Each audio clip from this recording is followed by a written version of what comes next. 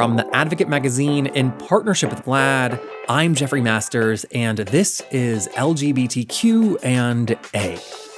There's a quote in Jen Winston's new book that I love. I'm going to read it. It says, "Bisexuality isn't just an identity. It's a lens through which to reimagine the world." You know, we live in a world of binaries. Man and woman, good and bad, black and white. And yet, as we're beginning to learn as a society, none of these binaries actually exist. As just one example, if you're listening to this podcast, you probably know by now that there is more to gender than just two. And that is also the case with sexuality. You see, for all the progress we've made around being queer in the last 5, 10, 50 years, the bi community has not enjoyed that same level of visibility, that same level of progress. There is still a massive amount of misunderstanding when it comes to the bi experience, and that is the case despite bisexuals being the largest percentage of the LGBTQ community. So today we're tackling all of this with Jen Winston. Their new book is called Greedy: Notes from a Bisexual Who Wants Too Much, and it's out now.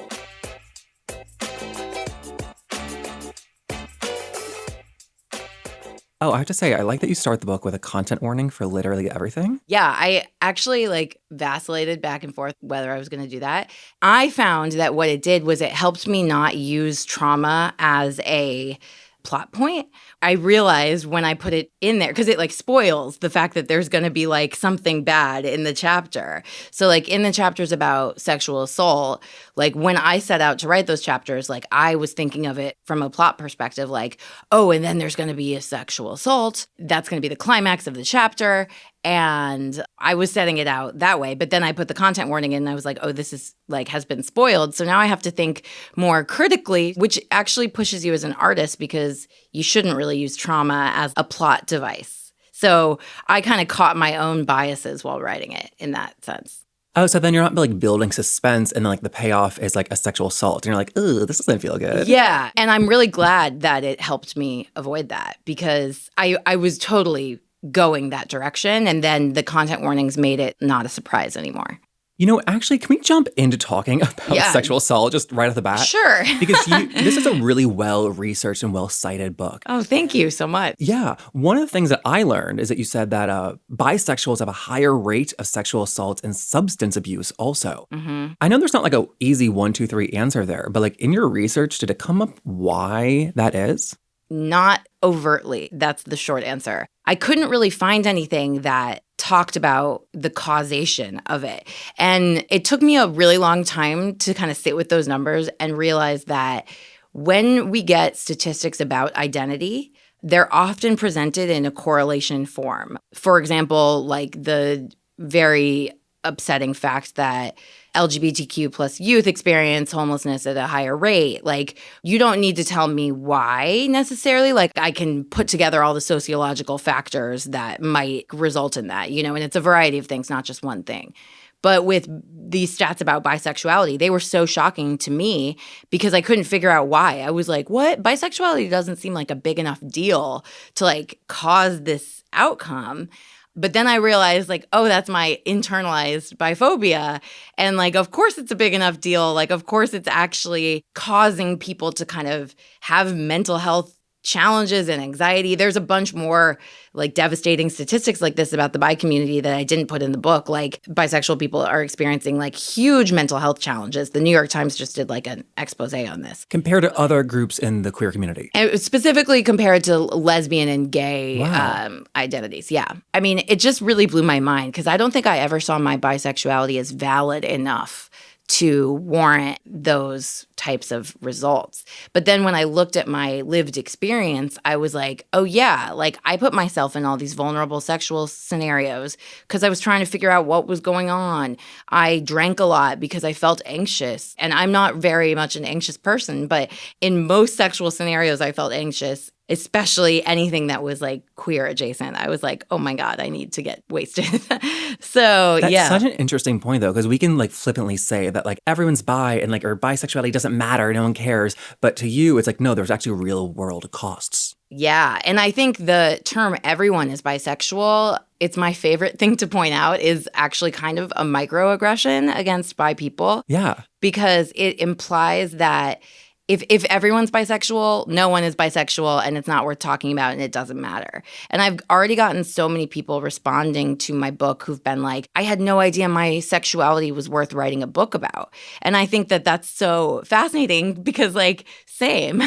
And so when they say that, it actually validates me, which is like a really nice thing about getting these messages. But it's so often dismissed as something that we need to talk about, which is why I wanted to tell my story, but also look at bisexuality as like a lens, a political lens, because I think as an idea, it can be really helpful for all of us to kind of grasp. Oh, I'm so glad you brought that up because you wrote down this. Bisexuality is not just an identity, it's a lens through which to reimagine the world. So for everyone, just can you explain like what you mean by that, about like reimagining the world? Yeah, my bisexuality, I really came into and embraced my bisexuality kind of in parallel with understanding, like unlearning about binary systems in general.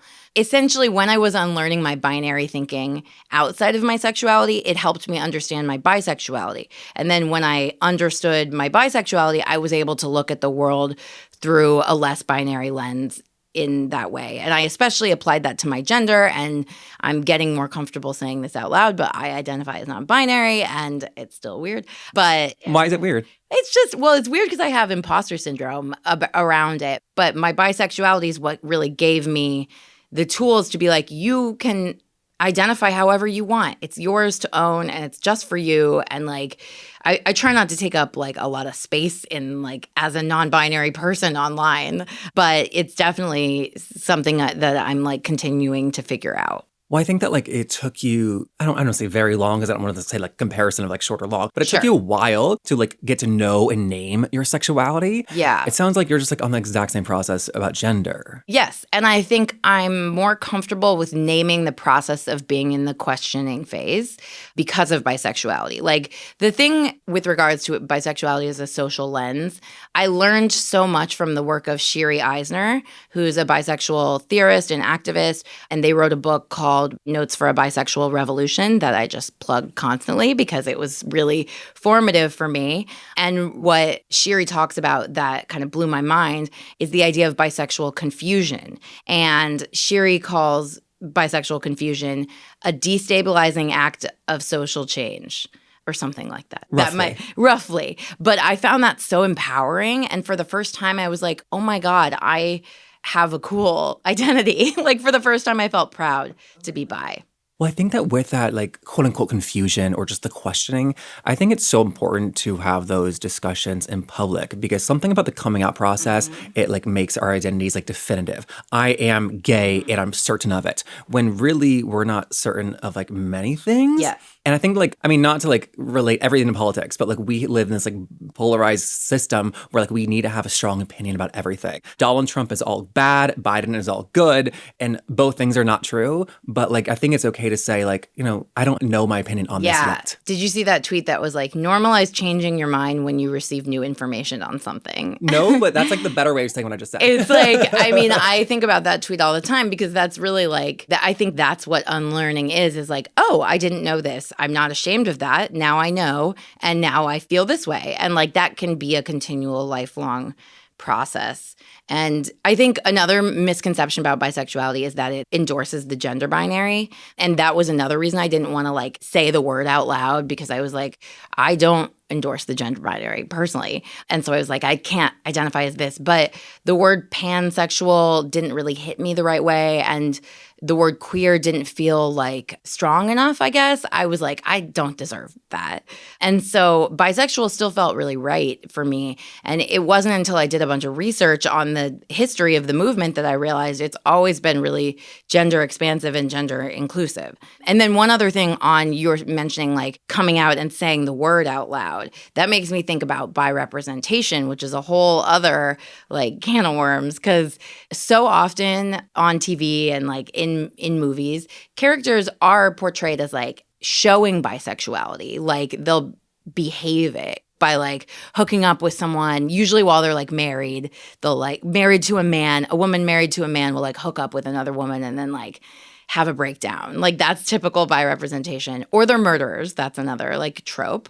I find that so rarely do they even use the term bisexual or claim it. And that made me think back to the everyone is bisexual, no one is bisexual. Like it's just a thing. It's just a behavior. So there's no need to talk about it because otherwise you're just like talking about your sex life. And we really have not had like an Ellen-sized coming out movement or like a Will and Grace-sized TV show for bisexuality.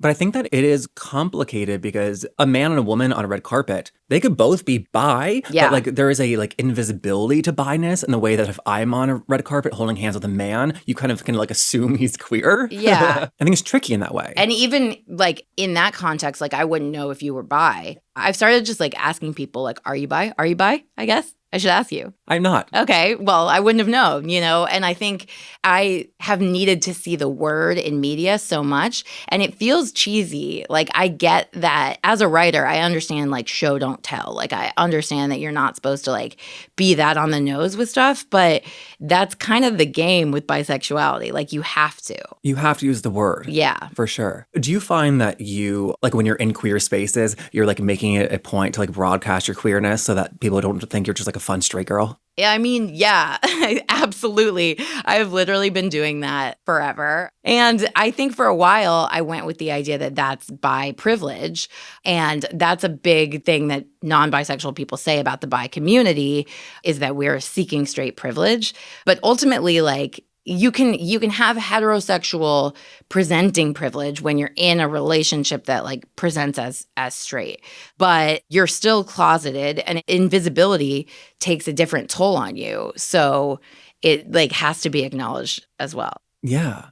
So we often like dress ourselves to, like when we're single most often, to like be attractive, to be desired. And yet like to use the gender binary, I like as one example, a lot of like my female friends say that like men are not attracted to women with the short hair. Different genders are into different things. Like were you purposely like crafting your presentation to like have the broadest appeal possible? I mean, totally. I'm so glad you asked that because it comes down to all these like nitty gritty things where you're like, how am I looking tonight? Like in a way you have to think about I mean, I guess all queer people have to do this. Like one of my bi male friends is like trying to figure this out right now. He's like, do I need to start wearing mesh to like signify that I'm queer in queer spaces? Like he's been having trouble being seen by both straight and gay spaces. I was like, I'm just going to keep dating men. Like I'm going to keep doing like the quote unquote straight thing because otherwise I have to open up this whole can of worms and come out and stuff. And like, I'm okay dating men.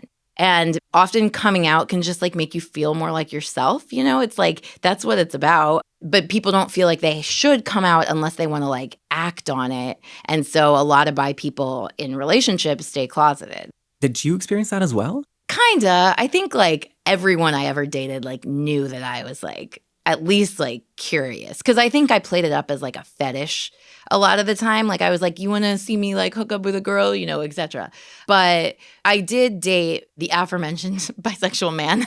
We dated and we're like very good friends. I didn't realize until very recently that that was a queer relationship because we were both bisexual and queer. And like because of our genders, because we presented as a straight couple, I didn't think of it as a queer relationship, which shows how much gender just like dictates everything. And so going back to that like quote unquote invisibility of bi-ness where you have to label it, do you find that you're like constantly having to out yourself in that way? Oh yeah. That's like why I wrote this book. I mean, it's weird. Like the book is very affirming to me to see it. I'm like, yep, you're bisexual, Jen. But like, honestly, I came here today with cuff jeans, which is like a stereotype of bi culture. And sometimes I have a fake nose ring. And I think there are a lot of things like that and all queer people do this, but there are things like that I have deemed bisexual in my mind, and I'm like, I'm doing a bisexual behavior. But yeah, all I talk about on the internet is being bisexual. It's like I'm at this point I'm a little like exhausted with it, but I do really love it because a lot of people are surprised I could write a whole book about it because they didn't, you know, realize that bisexuality has all these like different effects on people, but also that it's such a political identity and that it challenges binaries in so many ways. Early on in the book, before you'd really got to know your bisexuality well, you wrote that you felt like if you kept dating men, then no one would believe that you're actually queer, least of all yourself. I thought that was so interesting because during this time you were experiencing sexual attraction to like other genders, and yet still you were not like interpreting that as queerness. Like, can you talk about what was going through your mind during that? It's almost challenging to discern queer attraction if not for like the lack of attraction to what society tells you to be attracted to. I was like, I know that I like am not straight. And I knew that I was bisexual. That word always hit me like the right way. It made me feel affirmed. But I was ashamed of the word itself. That sentence that you just read is actually even after I've come out. A guy was asking me to go on a date, but I just come out as bi. And I was like, oh God, do I do this? Like, I just came out. Like, I don't want to keep dating men. But I also did like this guy kind of in like a fuckboy way. If we're talking about like doubting your sexuality, like when did that go away, if it did? I don't think that, I think part of it was like I never was able to have a good sexual experience with a queer person because I had so much self-doubt and imposter syndrome in those spaces. After I came out, I was like, enough is enough. Like, start having like some bad sex so you can like get to some good sex eventually. I think I was feeling very affirmed in my sexuality right when I met my current partner. So I wouldn't credit them entirely, although they would be like, it's me who did it. But I was feeling very secure in myself by that point, and I think that's why we hit it off, because I was confident on our date. While we're talking about sex, do you mind if I talk about your sexual assault for a second? Sure. Go back to that? Yeah. I just think it's really specific. So you write about being raped by someone you knew, and then you talk that you went to talk to him, he apologized, and you slept together again. I really appreciate those details because I think that we can like use this like broad like wash of trauma and this is horrible, and it was, without talking about how like complicated our individual responses can be to experiencing that.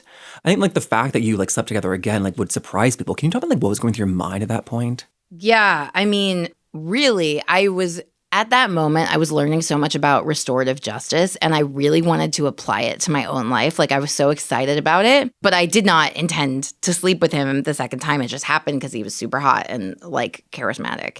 And I think that my overarching goal with this book is to be like, sometimes we're not the perfect intersectional feminists who's like applying restorative justice principles to their own life in a stern way and then like setting firm boundaries. And even the title, Greedy, is like intended to be like, you don't have to be the perfect bisexual to be a valid bisexual.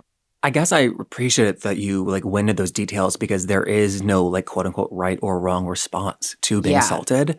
And I think that we can like often paint it like there is. Yeah. Well, actually, my editor, in my first drafts of that chapter, my editor was like, make it clear that you shouldn't be blaming yourself, because I was really blaming myself in the first chapters. And I think that was like probably one of the only chapters I like cried while writing. Like, it was harder. For some reason, I thought it would be so easy. Like, I thought I'd already dealt with it. But what I had actually done was just like pushed it aside and been like, I'm going to write an essay about this someday and like deal with it then. And that's what I had to do.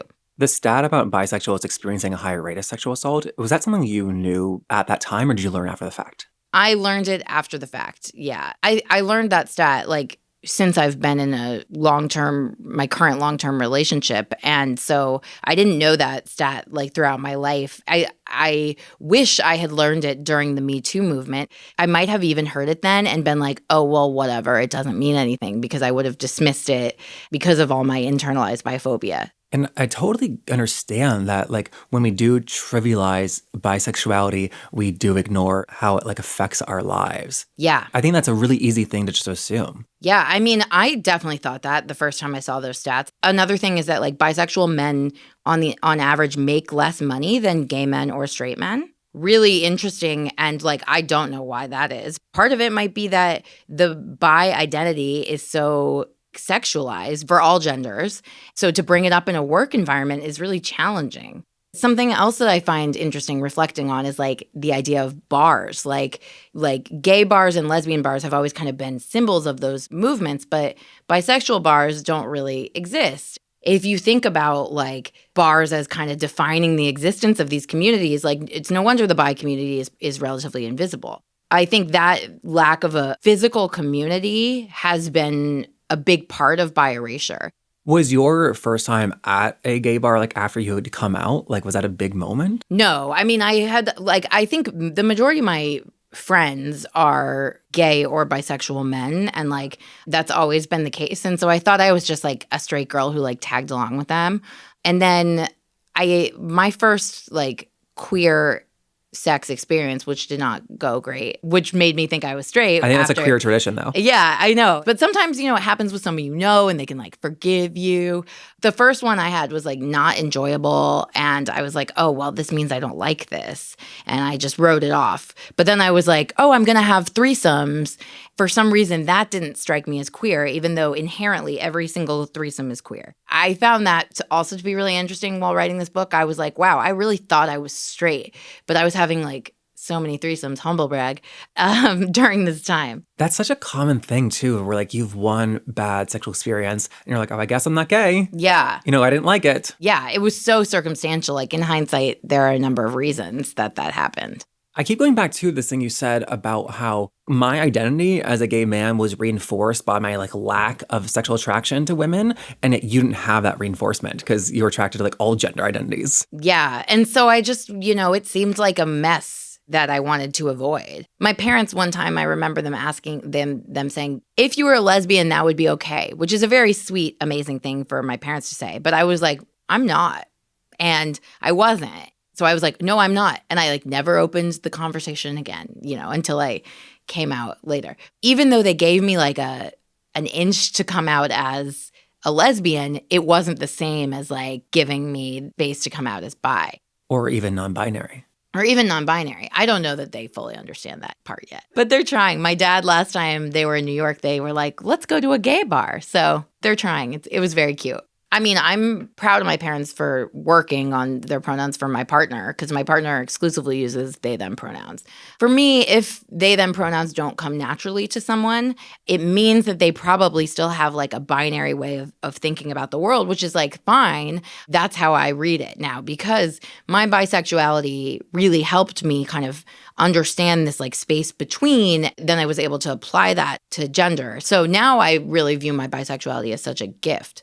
With your own gender, I don't want to put words in your mouth. You said you're not questioning it, but you still have questions about it? I think it changes from day to day. Some days I'm like, I'm non-binary. And then other days I'm like, oh God, I don't deserve this title. I use she, her, and they, them pronouns. But I don't think that I know what my gender is. So I would say I'm questioning, but I'm also not like really on a quest to like find out. I'm sort of just like content being like, if somebody calls me a woman, I'm like, If I call myself a woman, I'm like annoyed that I couldn't find another term for it, because that happens sometimes. But the word woman doesn't affirm me the way that it used to. I wanted you to talk about it because I think it's so interesting to hear somebody who is like actively just like thinking about these things. Yeah. I mean, I think the act of thinking about gender is really a radical act. Like I attended a workshop, Beyond the Binary workshop, with Erica Hart, who's an amazing racial justice and sex educator. In that workshop, Erica like had us all reflect on like when we knew that we were, what gender we were, and when we knew that that was our gender and why. And I was like, I'm a woman and I've always been a woman. And then the last question that was like, why? How do you know? I was like, I don't know, because like people told me. Like I had no answer, especially knowing that like having a uterus doesn't make you a woman, like the ability to like give birth doesn't make you a woman, like wearing makeup doesn't make you a woman. Like I could no longer find those external things that like defined womanhood. So I was like, what is it?